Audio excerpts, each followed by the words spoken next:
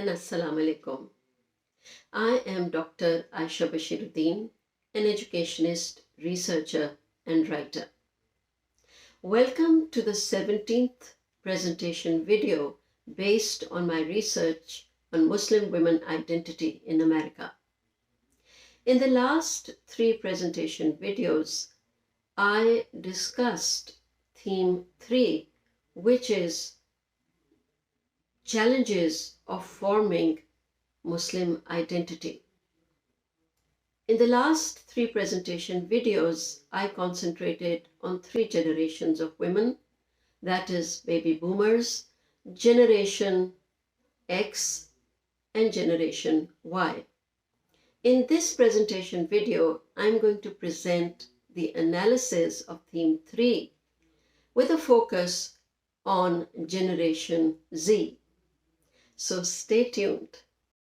Subscribe, share, and like my channel. Most of the Generation Z had challenges throughout their lives in different contexts.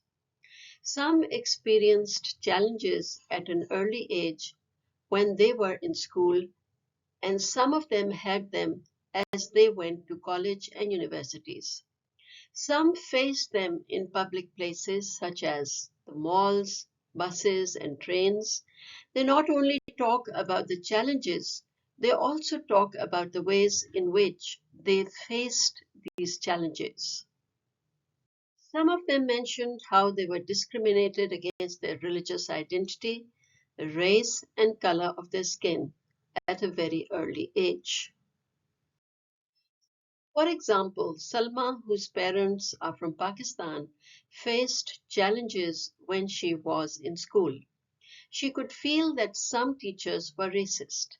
She said, for example, if the teachers asked questions and she raised her hand to answer, they would never let her respond. She recalls an incident. She stated that she was good at writing, and all the students in her grade were asked to write something about their traditions and customs for the school magazine.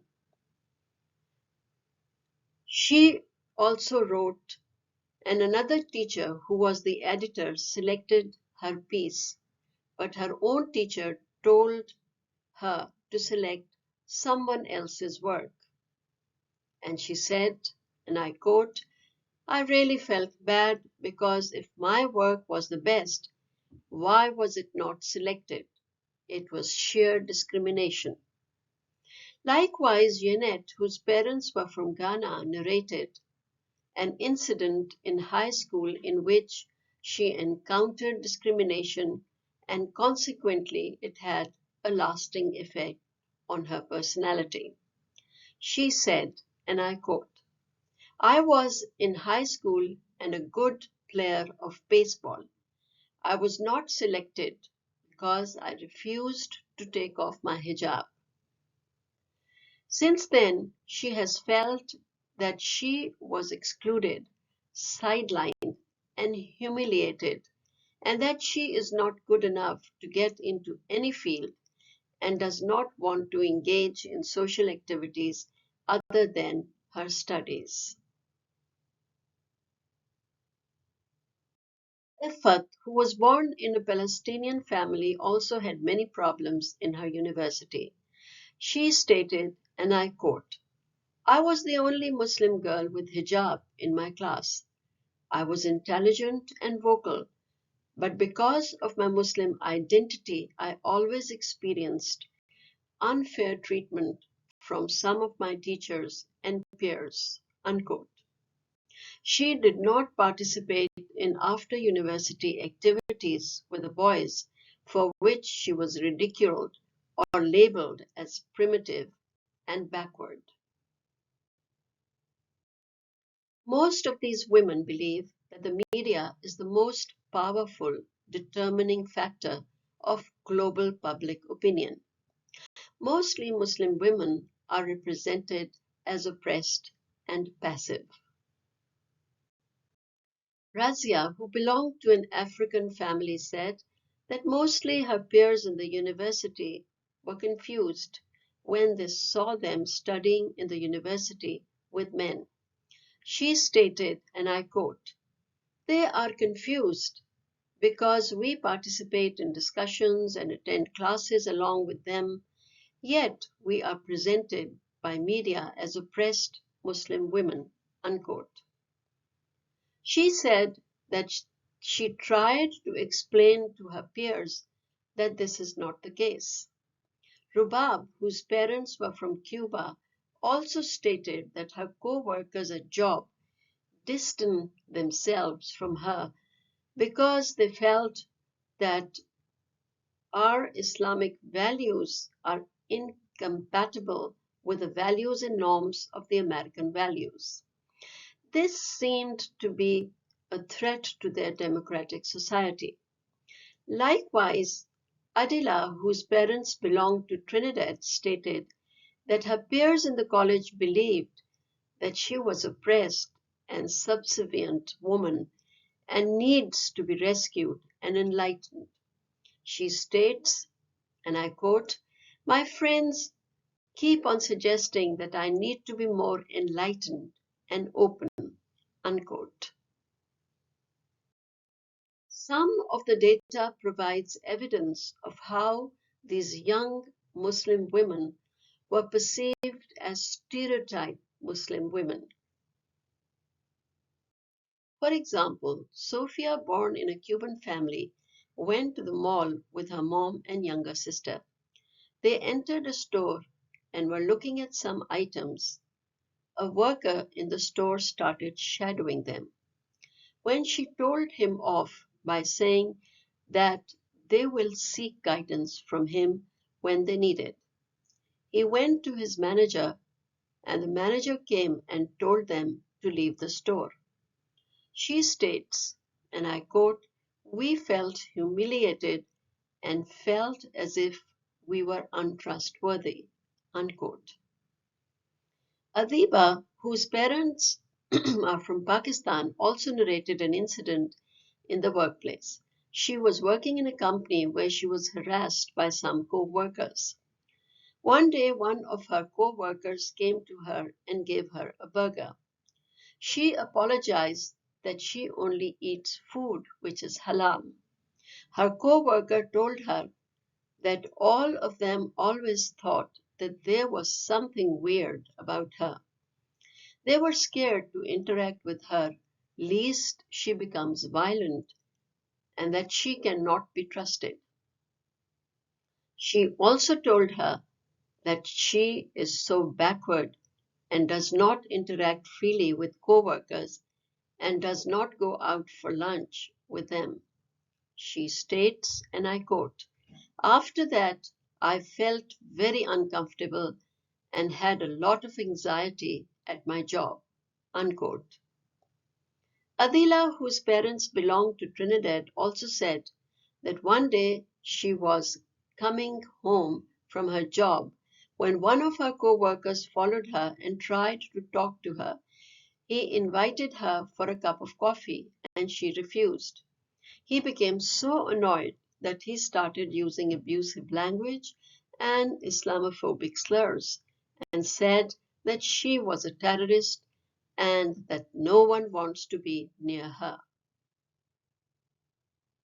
Many of the women of Generation Z also received many threats and offensive materials on online platforms. Fadia, who was born in an African family, said that she continuously got threatening messages on her Facebook account and hate speeches in her Gmail account.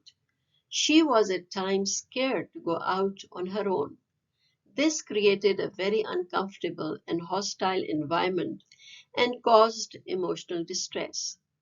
Adila, whose parents belonged to Trinidad, said that she experienced cyberbullying. She said, and I quote, "I was targeted with online bullying tactics. I was harassed and humiliated. I had to close my account. It had an impact on my mental well-being." Unquote. She also mentioned that she was contacted by someone by email and was threatened. She said, and I quote, "He said that he will follow her and she will see how he will abuse her." Unquote. She got so scared and let her parents know about it. She could not go to college for a couple of days. Some of these young women were victims of doxing. Their information, such as their name, address, and phone number, were in public domain without their knowledge.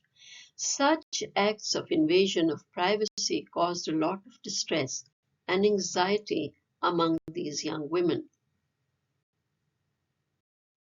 Rubab, whose parents were from Cuba, said, and I quote, "I had to close all my online accounts because all this could lead to physical assault and harassment." Unquote. Taiba, who belongs to a family from Palestine, stated that one day in the evening a bunch of boys came and asked for her. Her father inquired who they were and they started abusing him and telling him that he is a Muslim and Muslims are terrorists and they must leave the country. Likewise, Salma, whose parents are from Pakistan, found an email from an unknown address in which all her information was given and a message in which there was abusive language. She blocked the sender, but then there were other similar emails with speeches with propaganda about the Muslims. As a response to all the prejudices, discrimination rooted in religion and gender, equality and misunderstanding about Muslims and Muslim women, some of these women of Generation Z started a campaign to educate people about Islam and Muslims. Razia, who belonged to an African family, started a blog so that she could educate people about Islam, Islamic traditions, and practices. On the account, she had such negative comments, and many comments had foul and abusive language. She is of the view that she will continue because she wants to educate people about Islam so that Islamophobia is reduced. Sofia, born in a Cuban family, started a YouTube channel on which she made videos about Muslims and their lives. She states, and I quote, "My YouTube channel is doing well. I did not receive any negative or abusive comments because YouTube has clear guidelines against harassment, hate speech, and discrimination." Unquote. Some of the young women of Generation Z have started creating awareness about Islam and Muslims in different ways. Ifat was born in a Palestinian family. She started her blog in which she is trying to, and I quote, "speak up against misconceptions such as Muslim women being oppressed and trying to bring awareness for themselves and the future generation." Unquote. She, according to her, wants to be, I quote, "an agent of change by raising her voice." Unquote. Yenet, whose parents were from Ghana, said that their generation should become social media influencers to create awareness about Islam and Muslims and to address the misconceptions. She said that she posts messages on different forums about Islam and the practices and traditions of Muslims of America. She also stated that she has joined a website in which there are various videos and information about Muslims. Ifat was born in a Palestinian family. She said that all the Muslim students in her university had set up a dawa table in their university in consent with the administration, in which they had materials about Muslims and their beliefs and practices.